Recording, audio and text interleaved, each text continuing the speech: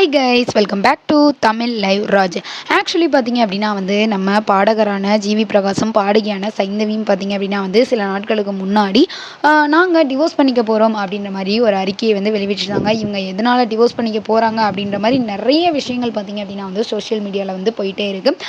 அதில் முக்கியமாக பார்த்தீங்க அப்படின்னா இவரும் நடிகை திவ்யா பாரதியும் சேர்ந்து டேட்டிங் பண்ணுறது தான் ஜிவி பிரகாசும் சைந்தவியும் பிரியறதுக்கான முக்கியமான காரணம் அப்படின்ற மாதிரி சோஷியல் மீடியாவில் ரொம்பவே ட்ரெண்டிங்கான டாப்பிக்காக போய்கிட்டு இருக்கு. அதுக்கு திவ்ய பாரதி சைடு இருந்து ஸ்லிப்பர் ஷாட் ரிப்ளை கொடுத்துருக்காங்க அப்படின்னு தான் சொல்லலாம். அது என்ன அப்படின்றத இந்த வீடியோவில் நம்ம பார்ப்போம்.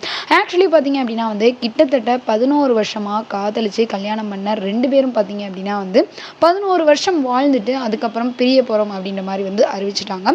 ஸோ இதுக்கு காரணம் யார் அப்படின்னு பார்த்தீங்க அப்படின்னா திவ்ய பாரதி தான் அப்படின்ற மாதிரி சொல்கிறாங்க. ஏன் அப்படின்னு பார்த்தீங்கன்னா 2021 பார்த்தீங்க அப்படின்னா பேச்சுலர் அப்படின்ற படத்தில் திவ்ய பாரதியும் நம்ம ஜிவி பிரகாசும் இணைந்து ஒர்க் பண்ணாங்க. ஸோ அப்போ இருந்தே திவ்ய பாரதியும் நம்ம ஜிவி பிரகாசும் ரெண்டு பேரும் சேர்ந்து டேட்டிங் பண்ணுறாங்க அப்படி மாதிரியான செய்திகள்லாம் பார்த்தீங்க அப்படின்னா சோஷியல் மீடியாவில் உலாவிக்கிட்டே தான் இருந்துச்சு.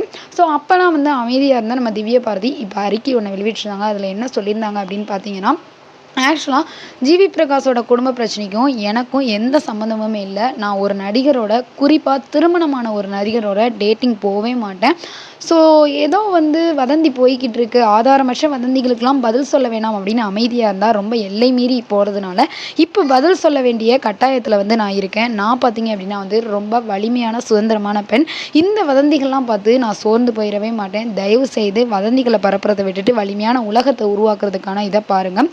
ஸோ இந்த விஷயத்தை பற்றி இதுவே என்னோட முதலும் கடைசியமான அறிக்கையாக இருக்கும் அப்படின்ற மாதிரி அவங்க சைடு தான் அவங்க தெளிவான ஒரு விளக்கத்தை கொடுத்துட்டாங்க.